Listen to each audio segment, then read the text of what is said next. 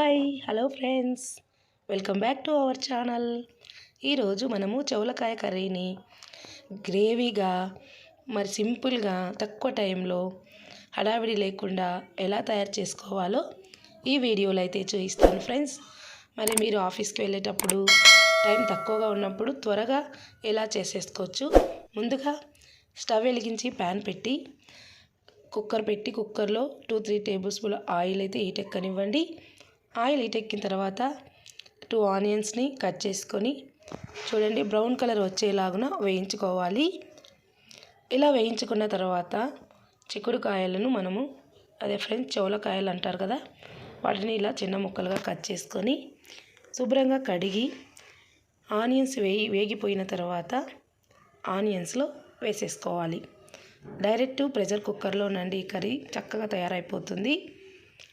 వేసేసుకోండి. ఇలా వేసుకున్న తర్వాత ఇవి కొద్దిగా ఒక అర సెకండ్ ఆయిల్లో వేగుతూ ఉండాలి.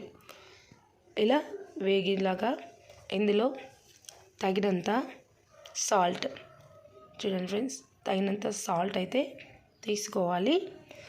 ఇలా చేయడం వల్ల మీకు అందులో ఉన్న మనకు బెనిఫిట్స్ బయటికి వెళ్ళవండి. చాలామంది తగినంత పసుపు కూడా వేసుకోండి. చాలామంది పసుపు కూడా వేసి కలిపేసుకొని కాస్త మగ్గనివ్వండి.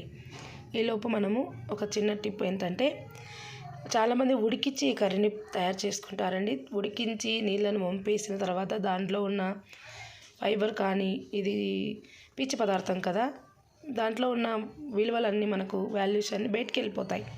కాబట్టి మనము ఇలా డైరెక్ట్ కర్రీని అయితే తయారు చేసుకుంటే ఇందులో బెనిఫిట్స్ మనకు మన బాడీలోకి వెళ్ళిపోతాయి. ఇప్పుడు కాస్త అల్లం వెల్లుల్లి ఉంటే మీరు అల్లం వెల్లుల్లి వేసుకోండి. అల్లం కొత్తిమీర ఉంటే అల్లం కొత్తిమీర కూడా వేసుకోవచ్చు. తర్వాత 1 స్పూన్ కారం వేయాలి. వేసుకొని బాగా కలిపేసుకోండి. ఈ కారం, అల్లం వెల్లుల్లి, పసుపు, ఉప్పు ఈ బాగా పట్టాక చూడండి, నేను ఇక్కడైతే ఒక పెద్ద టమాటోను సన్నగా కట్ చేసి యాడ్ చేసేసాను. ఇలా యాడ్ చేసి కలిపేసుకోండి ఫ్రెండ్స్. ఇప్పుడు ఇందులో మనం కుక్కర్లో చేస్తున్నాం కాబట్టి వాటర్ తక్కువ తీసుకోవాలి, ఇది గుర్తుపెట్టుకోండి. ఎక్కువ వాటర్ తీసుకుంటే మనకు చారులాగా అయిపోతుందండి. చూడండి, 1 స్పూన్ కొబ్బరి పొడి, అలాగే 1 స్పూన్ ధనియాల మసాలా అండి. నేనైతే ఇది ఇంట్లోనే తయారు చేసుకుంటాను. మీకు బయటది ఉన్నా వేసుకోండి, గరం మసాలా కానీ ధనియాల మసాలా.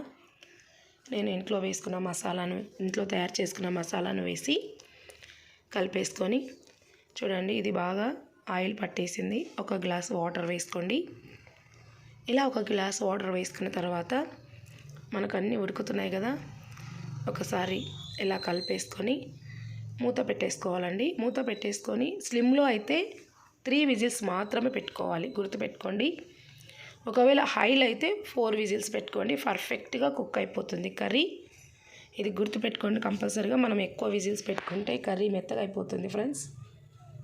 స్లిమ్లో అయితే 3 విజిల్స్, హైలో అయితే 5 విజిల్స్ పెట్టుకోండి. ఓకే, పర్ఫెక్ట్గా అయితే రెడీ అయిపోతుంది. ఇప్పుడు విజిల్ తీసుకొని మూత తీసుకొని చూడండి, ఎంత చక్కగా కుక్కర్లోనే మీకు చూపిస్తున్నాను, తయారైపోయింది కదా. దీన్ని ఒక బౌల్లోకి అయితే తీసేసుకోండి. అంతే సింపుల్గా మనము ఎక్కువ టైం పట్టకుండా కర్రీని ఎలా తయారు చేసుకోవాలో చూపించాను కదా. మరి మీకు నచ్చినట్లయితే లైక్ చేయండి, షేర్ చేయండి, సబ్స్క్రైబ్ చేయండి. బెల్ ఐకాన్ మీద ట్యాప్ చేయడం వల్ల మేము పెట్టే వీడియోస్ మీకు నోటిఫికేషన్ రూపంలో వస్తాయి.